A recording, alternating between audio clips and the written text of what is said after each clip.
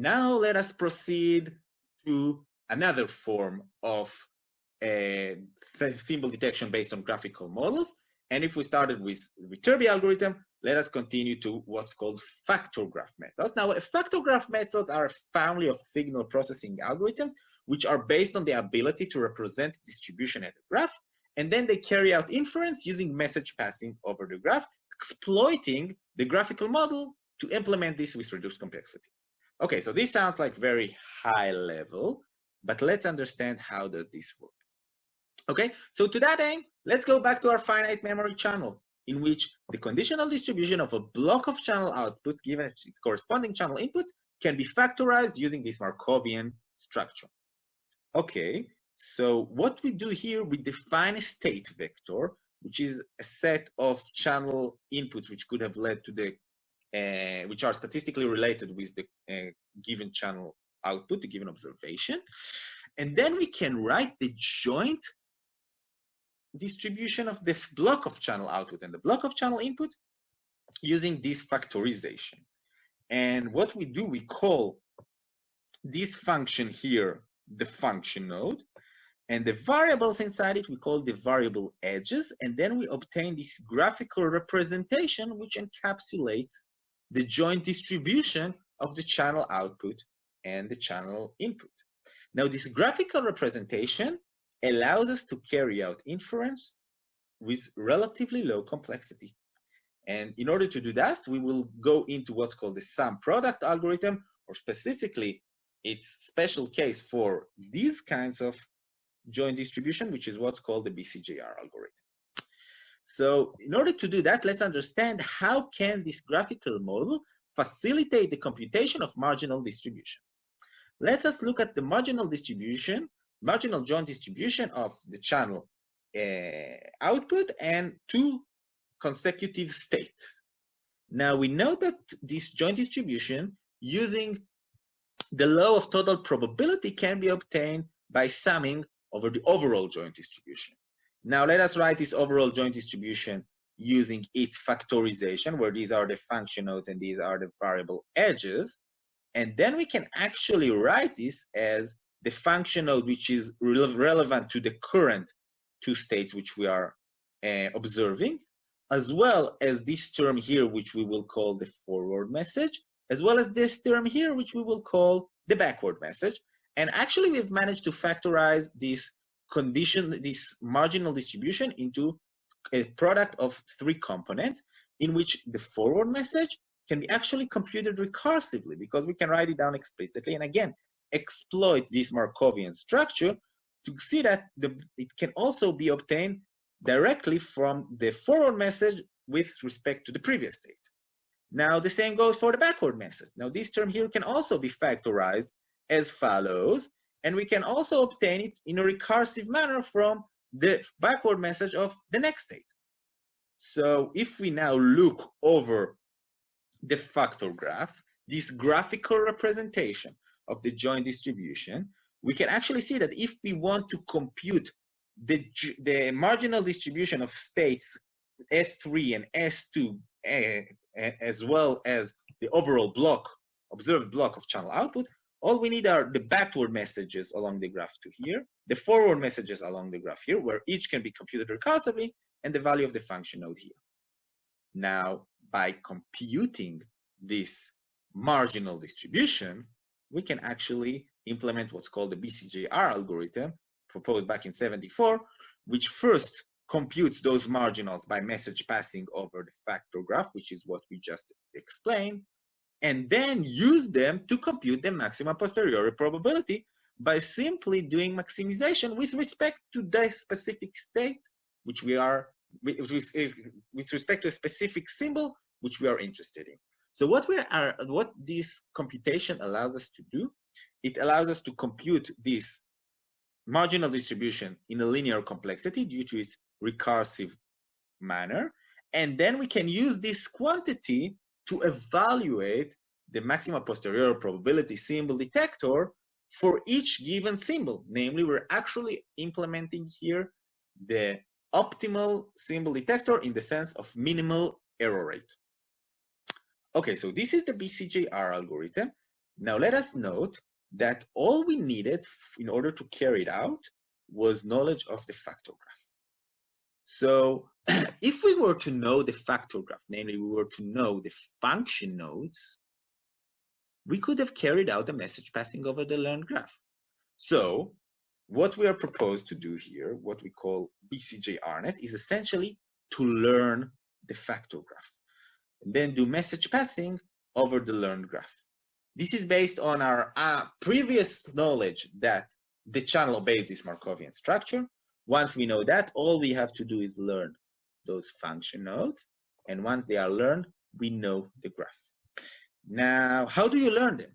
Okay, so let us note that for a finite memory channel, those function nodes, which are what we are interested in, can be written as the product of the conditional distribution of the channel output given its corresponding state times the conditional distribution of the corresponding state given the previous state. That just follows from the Markovian structure. Now, we know that this term here is typically known, right? Because it's the conditional distribution that a set of symbols were transmitted given the previous set of symbols. So it usually obeys some sort of a uniform distribution if one is a shifted version of the other. So this can assume to be known. It typically is known. The other quantity, which is unknown, which actually depends on the channel, we can note that it is exactly the same quantity which we learned in Viterbi, which means that we can learn those function nodes using the same architecture we used for Viterbi. And again, if the channel is stationary, it means that those function nodes are exactly the same function throughout the complete block. So we only need to learn one function node. We only need to train one of those neural networks to learn this conditional distribution and combine it with our knowledge of the condition of the transition distribution and our knowledge of how the Bcgr algorithm operates over the factor graph, where instead of using the model-based factor graph, we're using the one which we learned. And that is what we call BCgRNet. We're applying BCgR of the learned graph, and assuming we have an accurate estimate of the function nodes, we actually implement map symbol detection. This actually was just recently published in our ISIT. It is also available on arXiv, this paper. So how does it work? Well, actually, by doing so, we don't need a lot of training symbols here. Notice these are 10K symbols. Again, please recall that for previously proposed deep detectors, one had to use the order of 10 million, 100 million training samples. Here, we're talking about 10,000 training samples. And by doing so, we're actually able to implement the Bcgr algorithm. So the red curve, which we don't really see, is the data-driven Bcgr algorithm, and the blue curve is the learned one. So we are actually able to learn the factor graph accurately and obtain the exact map maxima posteriori probability symbol detection as the model-based Bcgr. Again, we also see that by utilizing machine learning, we're improving robustness to uncertainty. Because if we have some level of uncertainty in our knowledge of the channel, we get inaccurate function nodes in the factor graph, and the model-based Bcgr algorithm deteriorates. However, under the same level of uncertainty, the data-driven implementation, namely when it is trained over a variety of channels, because we do not know in advance exactly to which channel it is applied, but it's in the same order of uncertainty as the order of under which we have tested the Bcgr algorithm here, we're actually able to learn the function nodes quite accurately and obtain roughly the same performance as if we had trained the function nodes over the exact same channel conditions under which it is tested. So we're actually here able to learn optimal symbol detection. We're able to learn the maximum posteriori probability symbol detection from data by learning the factor graph and building upon this learned factor graph to implement the algorithm, which we know is suitable for such channels, which is the Bcgr algorithm. Before we go further, let us do some brief comparison between Viterbi and Bcgr, which are the two algorithms we've considered as symbol detection over finite memory channels. Now let us recall that first, what Viterbi does, it computes the maximum likelihood sequence detector, while the Bcgr learns the map symbol detector. So the Bcgr actually minimizes the error rate for each given symbol. Now, the complexity of both algorithms grows linearly with the block length, but it does grow exponentially whereas the number of states or the channel memory or the cardinality of the channel inputs, the constellation size. So once these grow large, either the cardinality of the input or the memory, both algorithms will become very computationally complex. But it should be noted that typically Bcgr is more computationally complex than Viterbi, even though they both grow linearly with the block length. Bcgr requires those two-directional recursion, while Viterbi only implements a one-directional recursion, only the forward path. Viterbi, due to the fact that it only computes the forward path, is able to operate in real time with some delay, which is dictated by the memory, while Bcgr requires the complete block to be received before it can detect it. And both give rise to data-driven implementation. One is Viterbinet, and the other is BCGRNet, which utilize relatively small training set in order to learn to carry out those model-based algorithms. So far, we have considered the application of data-driven hybrid algorithms for the family of finite memory channels. This was done by identifying the proper symbol detection algorithms, either the Viterbi algorithm or the Bcgr algorithm, and replacing their model-based computations with dedicated machine learning methods. By doing so, we ended up with a data-driven implementation of the model-based algorithm. Let us now proceed to a different family of channels, to Mimo channels without memory. Here, the cardinality of the measurements, which is dictated by the number of antennas, can be very large. Also, the cardinality of the input, which is dictated by the number of transmitters, can also be very large.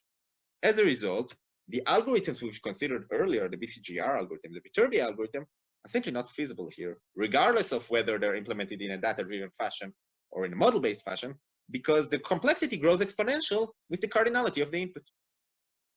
This gives rise to the question, which symbol detection algorithm one should use and can be implemented in a data-driven fashion for MIMO detection. To that aim, let us look at two extreme cases, which are separate decoding and joint decoding. Joint decoding is the optimal approach. It means that we're taking the channel output and we're simultaneously trying to recover the combination of channel inputs which could have led to that specific channel output. For example, if we look at a linear channel with Gaussian noise, like we did in the derivation of DetNet earlier, the resulting problem boils down to this optimization, which is carried out over a set whose cardinality grows exponentially with the number of transmitters. Hence, it becomes unbearably complex when the number of users is very large. Alternatively, the dominant approach currently in the massive MIMO literature is to implement separate decoding. Separate decoding means that we're using the channel output to decode the symbol of each user separately while treating the remaining symbols as noise. For example, if we go again to a linear MIMO channel, a Gaussian channel, this can be carried out by taking the channel output, applying some linear filter to it, and trying to recover the corresponding symbol from the output of that linear filter. As a result, the complexity here only grows linearly with the number of users. However, its performance is strictly suboptimal, and in one of our recent works, we actually characterized how suboptimal is separate decoding in the massive MIMO regime. There is another approach which combines separate and joint decoding, and this is the family of interference cancellation methods. Interference cancellation methods decode the symbol of each user separately. However, in each such decoding, previous decoding of the remaining symbols, namely the interference, is used to facilitate the recovery. By doing so, operating in such an iterative fashion, one can obtain some balance between performance, approach the performance of joint decoding, and complexity, namely maintain a complexity which only grows linearly with the number of transmitters, like in separate decoding. Specifically, the iterative interference cancellation method is based on implementing separate decoding multiple times while utilizing the decoded symbols in the previous iteration to facilitate recovery in the current iteration. There's also the problem here of error propagation, and if we have decoded one symbol incorrectly, it may influence our ability to recover the remaining symbols, and that motivated the derivation of a soft interference cancellation method. Was derived about 20 years ago, and here instead of estimating the symbols in each iteration, we're estimating a conditional distribution, which to facilitate the estimation of the remaining symbols in the next iteration. So this looks like the block diagram we have here. We have the channel output. We're doing interference cancellation and recovering an estimate of the soft symbol at each iteration, and then we're using those soft symbols to cancel the interference in the subsequent iterations. Going into further details, the soft iterative interference cancellation algorithm considers the symbol detection over linear Gaussian Mimo channels of the following form, in which the channel vectors denoted h1 to hk are known, and then it operates in an iterative fashion where on each iteration index q, it implements a mechanism for canceling the interference and estimating distribution of each symbol of index k using the channel output and the estimated interference from the previous iterations.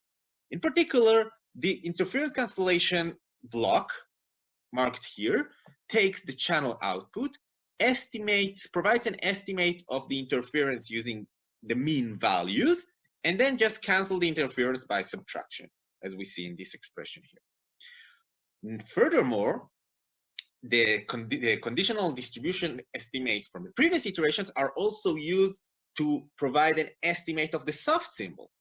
How is that done? We're taking the interference canceled channel output, and we're assuming that its distribution, given the current symbol, obeys a Gaussian distribution with some mean value, which is dictated by the current symbol and the channel vector, but also the variance here is determined by the variance of the noise plus the estimated variance of the remaining symbols computed from this conditional distribution estimate.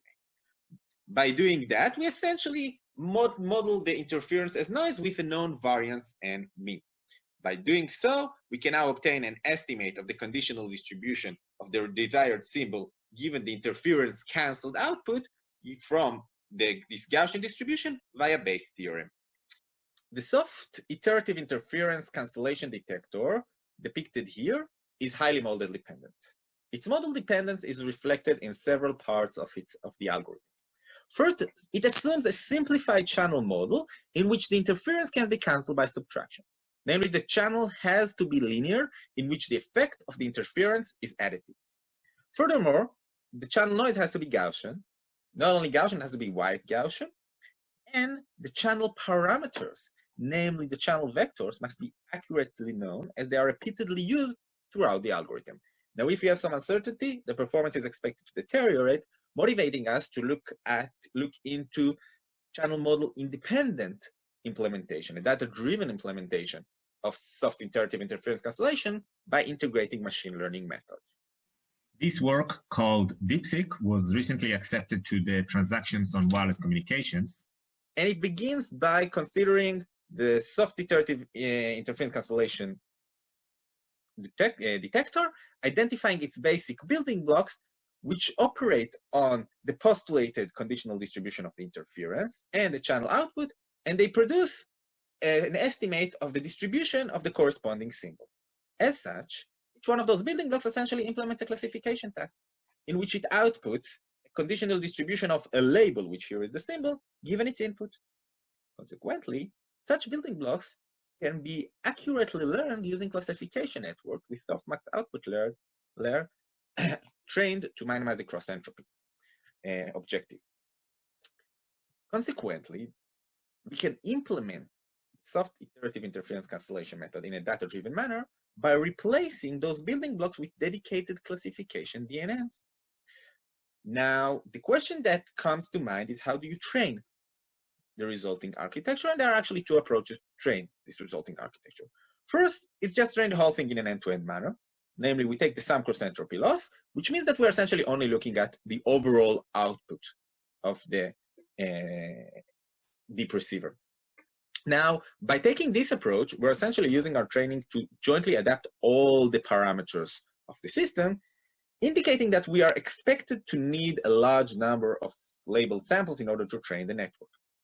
Alternatively, we could also build upon our prior knowledge of which the purpose of each one of those building blocks, and we can train each one sequentially using the blockwise cross entropy loss. Here, we're using the same training set to adapt each one of those building blocks separately. Namely, this training set is used to adapt a much smaller number of parameters, implying that the overall receiver can be trained using a smaller number of training data. Here we'll only show one numerical example. I invite you guys to attend our talk later on this week, in which we present a more in-depth analysis of this architecture. But what we see here, well, this is just a small scale channel, a 6x6 Gaussian channel, for which we can actually compute the minimal achievable error. This is the red curve, and the blue curve is the performance achievable using the model-based iterative soft interference cancellation method. Now, the purple curve and the green curve here are the performance achievable using the proposed architecture, whether it's trained in an end-to-end manner or trained sequentially. Now, as we can see, the performance comes quite close and even essentially coincides with the model-based algorithm, which, as we can see here, achieves relatively good performance, which is quite comparable to the minimal achievable error rate. For comparison, this is DetNet, the unfolding based, which is trained here using 100 times more samples compared to the ones we use for training DeepSeek. The performance it achieves here, this very poor performance, is what happens when it is trained using the exact same number of training sets. Furthermore, we again see that not only are we able to learn to implement interference cancellation from a small number of trainings, from a small training set, we're also obtain improved robustness to uncertainty. Again, we can plot here the curves. The dashed curves are the same model-based algorithms, but here they have inaccurate knowledge of the underlying channel. As we can see, they deteriorate significantly. For comparison, our algorithm and the DeepSeek, both with end-to-end training and with sequential training, achieves roughly the same performance as it does with accurate training, implying that by implementing the algorithm in a data-driven fashion, we're not able only to operate without prior model knowledge, we're also improving the robustness to uncertainty. Now, again, I invite you to join our presentation of this work later on this week, in which I will also show how it operates in much larger scale channels and for nonlinear channels. So far, we have developed hybrid data-driven algorithms for symbol detection, namely Viterbi, Bcgr, and DeepSeek. One of their main advantages is their ability to adapt using a relatively small number of labeled samples. What we're going to show now is how this ability can be translated into the capability of tracking channels in an online manner. To that aim, we will exploit the inherent structure of digital communications, recalling that in digital communication, the bits are not purely random. For example, protocols induce structure. They imply that if we have a message conveyed from a transmitter to a receiver, what is actually transmitted over the channel is not just the message, but also header and pilots, which imply that there's a small portion of the frame which is known to the receiver and can be utilized to adapt its deep symbol detector, assuming that this deep symbol detector can be tuned using a relatively small number of training samples. Furthermore, the presence of error correction codes can only so be exploited. Error correction codes imply that if we transmit a message from a transmitter to a receiver, even if the symbols are improperly detected by the receiver, it may still be able to recover the message by utilizing the presence of error correction codes. How can error correction codes be exploited to facilitate online training?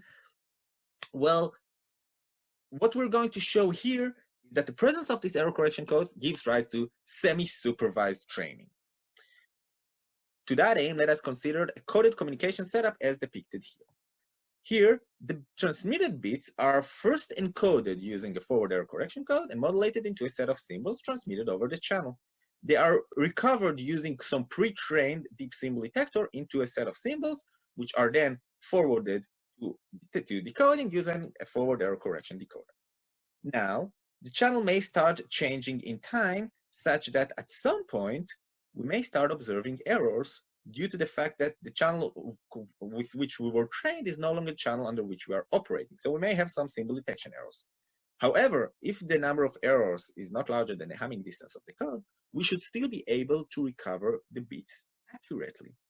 And if we have an accurate recovery of the bits, we can re-encode them and remodulate them, generating our knowledge of what the transmitted symbols were, allowing to adapt the deep symbol detector using our knowledge of the channel output and our encoded and modulated symbols as to train in a self-supervised manner.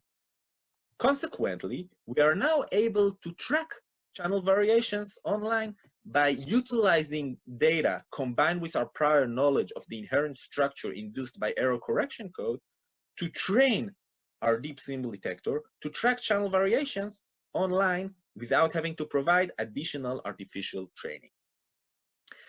Now we will show a numerical example demonstrating how this works. We will transmit a set of Reed-Solomon block code words. Each code word corresponds to a single block, and the channel changes between blocks. Now the block size here, this is a 255 on 2 to 3 Reed-Solomon block, means that each block corresponds to the order of only 2,000 symbols. Now, we will compare here the performance of Viterbi with online training, the proposed approach, and also to Viterbi, which is only trained once using the initial channel condition, and Viterbi only trained once, but using a broad set of channels. This is what we call composite training. And we will compare it to Viterbi, which operates with instantaneous channel knowledge, know the channel knowledge at each block, and Viterbi, which only knows the first channel. So let us begin. And what we are going to see here in this upper plot, this is the bit error rate of all those detectors per block. And in the lower plot, we see these are the taps of the channel and how they change. And as we can see, the taps start changing in time, and at some point they become notably different from the initial channel taps, and then we start seeing errors in the initially trained and in Viterbi with only initial channel state information. At some point, we can see that the channel is much more attenuated compared to the initial channel, and then we start seeing errors appearing, but still we are able to track the channel online using Viterbi. At some point, even Viterbi with online training exhibits some errors, but it is still capable of tracking the channel variations online, maintaining negligible bit error rate over time. And at some point, this is a periodic channel. It will return to its initial state. And then what we can see is that Viterbi with online training is actually able to track it all the way. Now, this is an experiment which is carried out on a laptop, on a conventional laptop. So the fact that Viterbi can train with a very small number of training set allows us to actually implement this in real time, because not only can we adapt using a very small number of training samples, also this training period is relatively small. To conclude this part of the talk, we emphasize that wireless communication is inherently different from conventional machine learning applications like computer vision and speech processing. First, there are established algorithms to tackle these problems, at least those of receiver designs which we are considered here, such that optimality is achievable and actually matters. Namely, if we have a receiver which operates well on a broad range of channels, doesn't mean that it is optimal for any.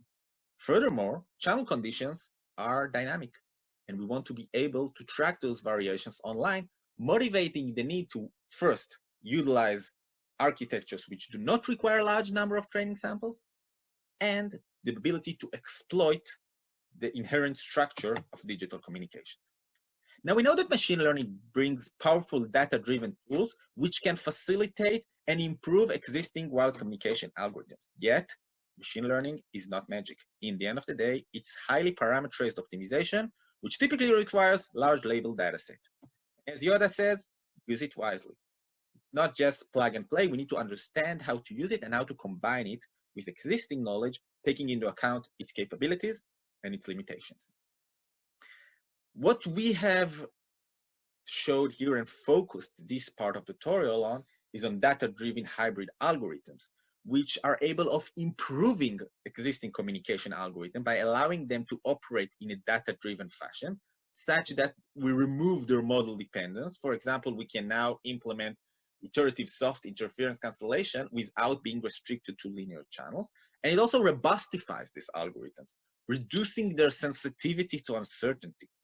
We're also shown how by exploiting the structure of digital communications like protocols and channel coding, one can train deep receivers to track channel variations in an online manner in a semi-supervised fashion without having to provide additional synthetic training.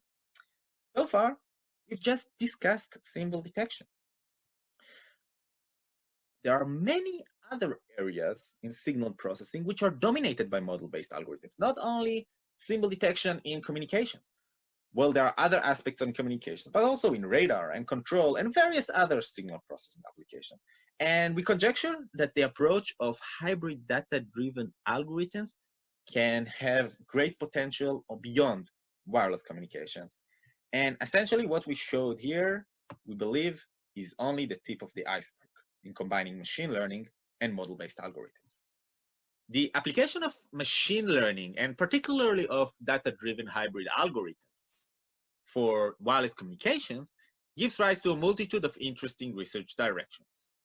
To name a few, we first note that empirically, those data-driven hybrid receivers such as Viterbi and Bcgr and DeepSeek were able to achieve their performance of their model-based counterpart for a broad range of channels using the exact same architecture, where the difference was in the samples used for training. This indicates that perhaps by utilizing machine learning, one can implement a feasible and hopefully also provable universal detector, namely a detector which is capable of achieving performance within a controllable gap from the optimal performance over a broad range of different statistical channels. Additional issues for future research are more from an applied perspective. For example, one can consider the optimization of deep receivers, like utilizing additional forms of structure inherent to coded communication, to digital communications, like frame and packet structure for online adaptation, utilizing model learning to determine the architecture, the number of layers, the number of hidden nodes in each layer to optimize the performance of deep receivers. Additional use cases can be considered. We have looked at a receiver designed for finite memory channels and for uplink MIMO channels. For downlink MIMO channels, for example, we know that successive interference cancellation combined with superposition coding can approach the capacity region of downlink NOMA systems, motivating looking into the implementation of these model-based algorithms in data-driven fashion. Finally, we can also note that the weaknesses of deep learning can have an effect on their implementation and application in wireless communication. For example, we know that deep networks are sensitive to adversarial examples. Namely, one can provide an input with a very weak level of noise, which will change the inference and decision of those deep networks considerably. This gives rise to the potential of new jamming methods designed for deep receivers, aiming to exploit their weaknesses to adversarial examples.